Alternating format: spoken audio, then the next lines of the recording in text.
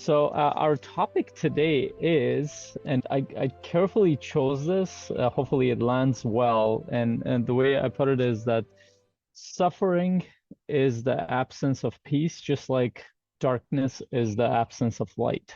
And this is a good theme for our topic this week as well, because we're talking about presence and power in our group coaching session this week. We're going to go deeper into it. So I thought I'll talk a little bit about a lot of people. I mean, happiness is something that people have thought about for a long time, but happiness can be fleeting, and sometimes people confuse happiness with momentary satisfaction. So we'll figure out those distinctions. But the deeper form of happiness is what I call, and what I like calling, is peace. And peace is a feeling that we feel, at least psychologically and maybe even spiritually, is a state of calmness that you can have. It's a state of being okay. It's a state of feeling secure. There are many names that you can give it. And another way to put it is happiness is peace in motion. So when you're at peace, when you do things, you do it in a happy way, in a peaceful way. But happiness is usually when you're at peace, whatever you do, you're happy in it. Whether it's work, you're in with your family, whether you're with yourself, whatever it is, you're doing it because it comes from a better place. And so why did I put it? The reason why I put it is that suffering is the absence of peace. And I'll talk about where that comes from in my experience and what I've seen with people. But a lot of times people confuse suffering with pain. Those are two different things. And I want to talk about pain a little bit. So this past weekend, I actually had to experience a lot of pain.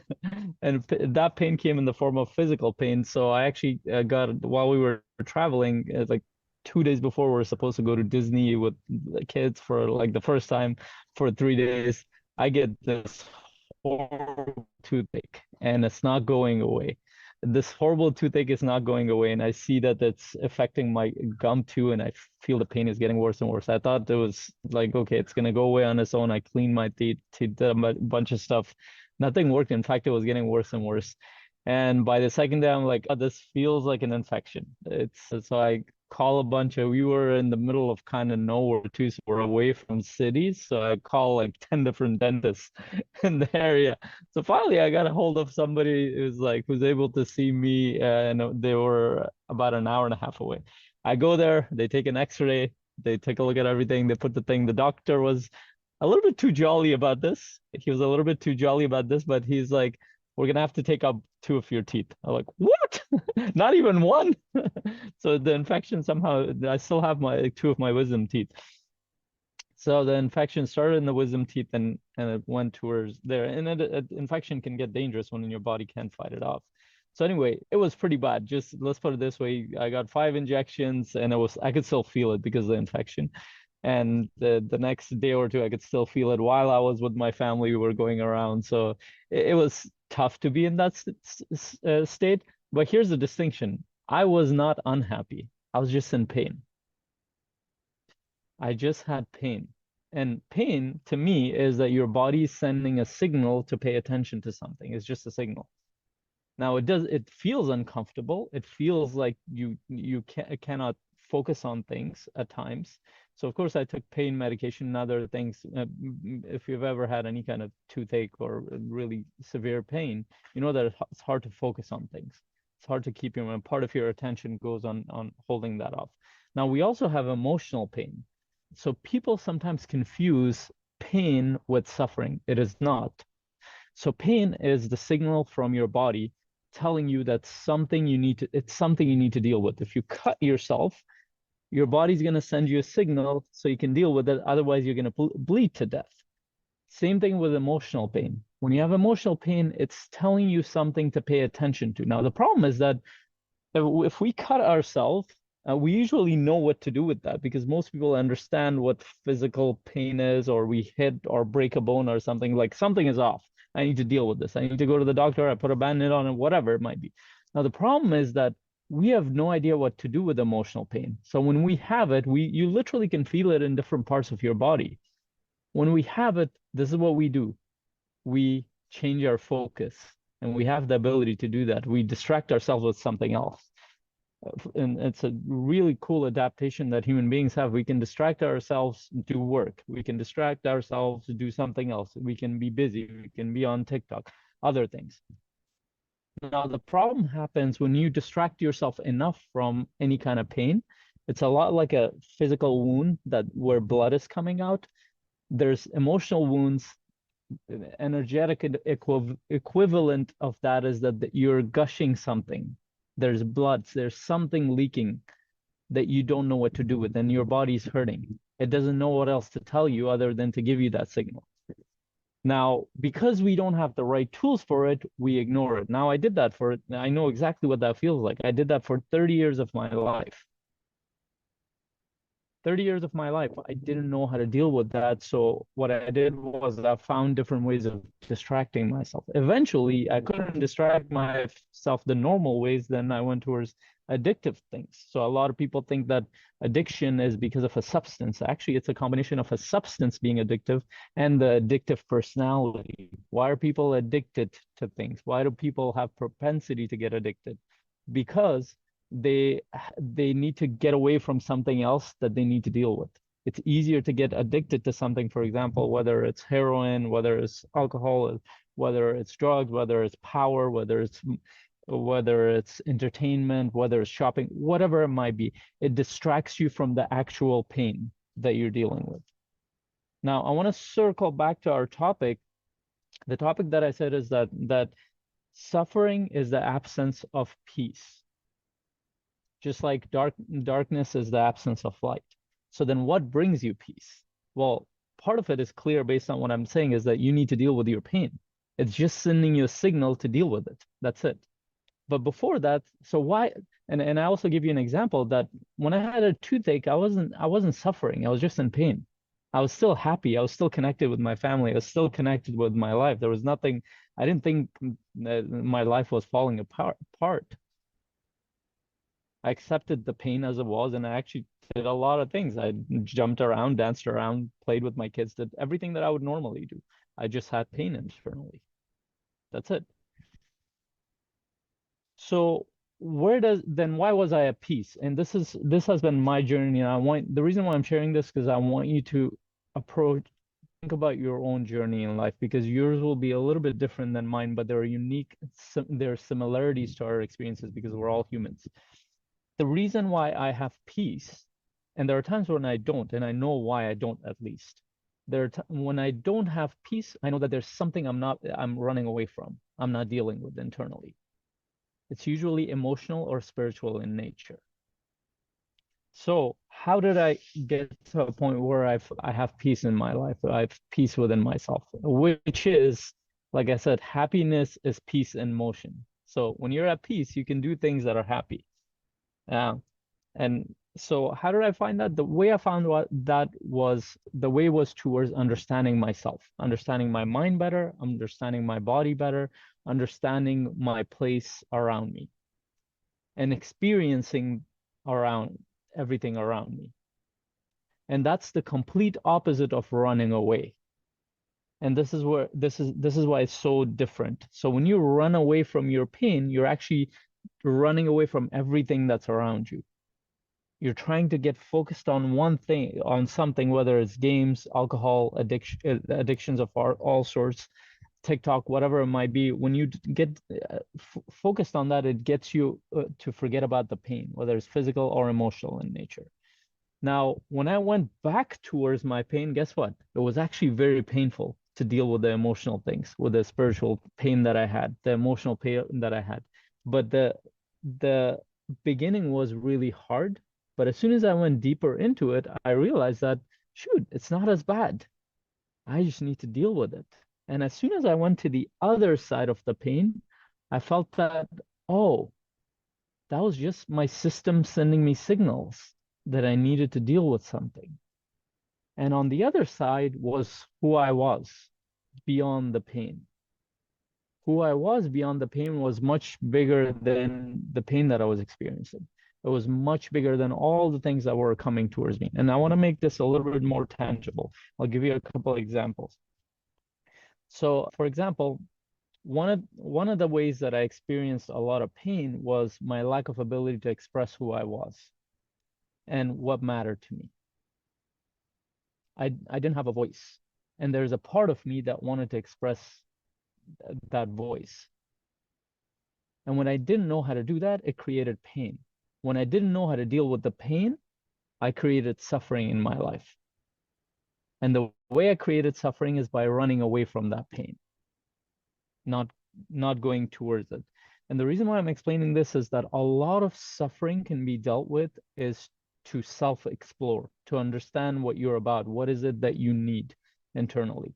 What is it that matters to you deep down? This is why we do a lot of work around vision. This is why we do a lot of work around what are you feeling on a consistent basis? What's happening on a day-to-day basis?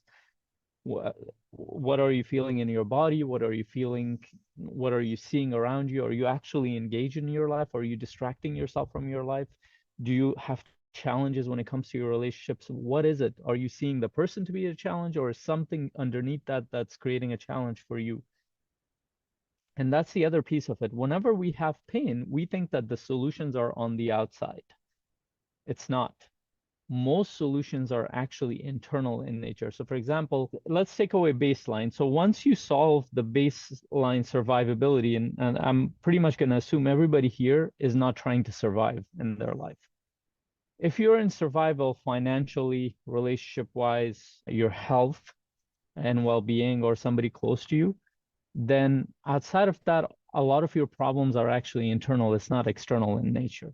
So what does that mean? That means that when you've solved for your survival needs for finances, which gives you the food, water, shelter, and all that stuff, and you've solved your problems around, you have a companionship in your life, you have community, you have family, and other things. And third, you've solved for your health and well-being and those around you. If those three things are there, then whatever we're solving for has nothing to do with our pain. We're trying to get something in the future that we think will solve what you are feeling right now, whether that's restlessness, anxiety, disconnection, lack of happiness, depression, whatever it might be. We think that, for example, if we go to a different place, if we live in a bigger house, we'll feel better. If we live with a different partner, we'll feel better.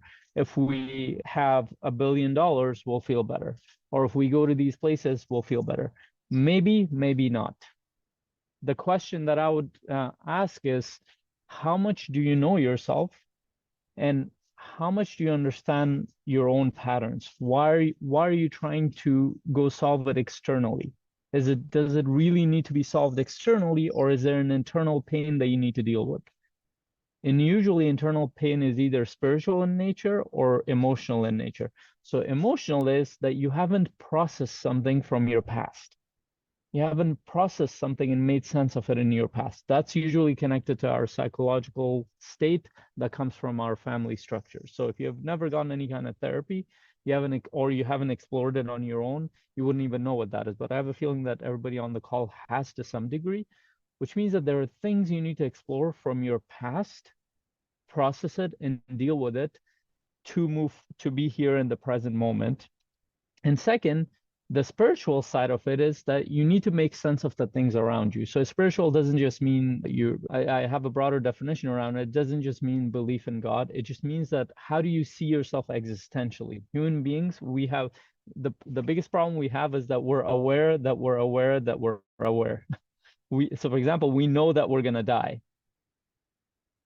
At least physically, we know that we're going to die, and we're acutely aware of that. We also acutely aware of other people around us are going to die. We also know that other people around us are going to get sick at some point or die. We also know that there are a lot of unpredictabilities in our environment. These actually create internal stressors in our system. So how do you deal with that? What are the tools that you have around that? So there are a few factors that are coming in. If you haven't processed your past, you will not be at peace. Doesn't mean that you need to heal from everything. It just means that you need to make sense of your past and the story in your head. That's one. Two, you need to figure out your existential challenge. This is why religion is such a big thing. Religion solves for one problem. And the problem was that how do we make sense of our place in this vast universe? How do we make sense of it? Religion tackled that problem for a lot of people for a long time. Now science is trying to do that. It's not as successful as we think. It's successful in the realm of giving us better technology, but it's not successful in the realm of trying to help us be at peace, because the more answers we come up with, the more questions come up, and we're like, okay, we're a tiny little blue dot hurtling through space. Any moment it's gonna poof disappear. That does not bring you peace. And like, holy shit, then what is gonna happen? So we don't, that model doesn't actually work very well. So figure out a way to create a model, whether that comes from your faith in God or whatever it might be, a model that brings you peace, whatever that is. Now, you might say, well, am I making up something? Maybe, I don't know. We don't know. We don't know enough about the universe that we're in to know whether or not we're making up something or not. Science is making up crap every day. It creates a hypothesis, and we go towards it and we experiment with it, and maybe or maybe not it'll be true. Religion kind of served a similar purpose, except religion tries to help you understand your internal state, your subjective state. So that part you can decide how are you going to look at the world around you?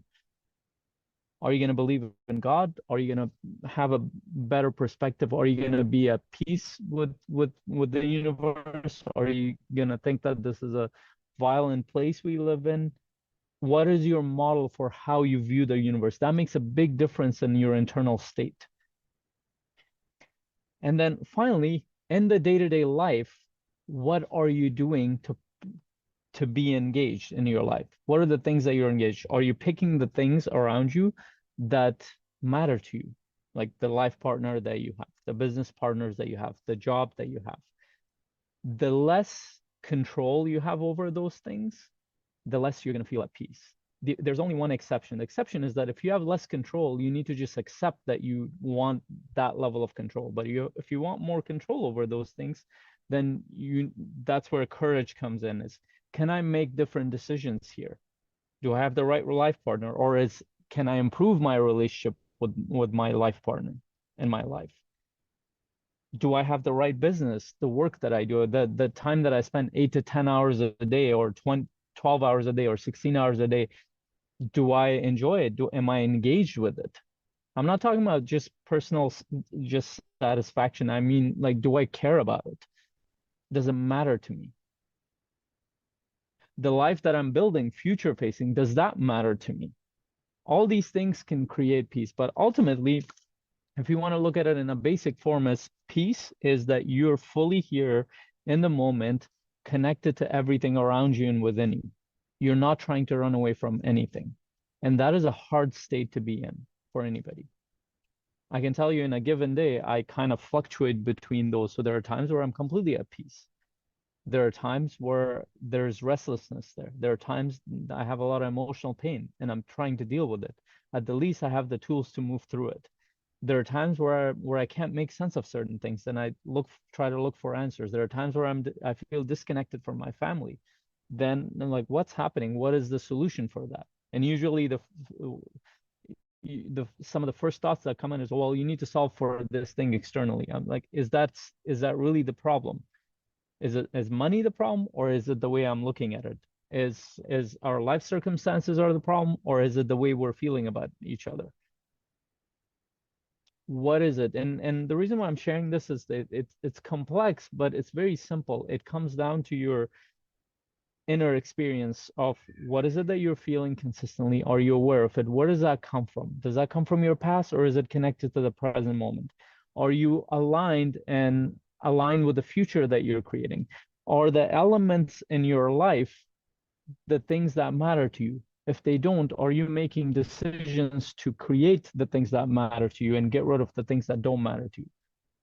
And those are hard questions to ask. And the more you ask those questions, actually, the more pain you create internally. And this is why a lot of people don't ask those questions.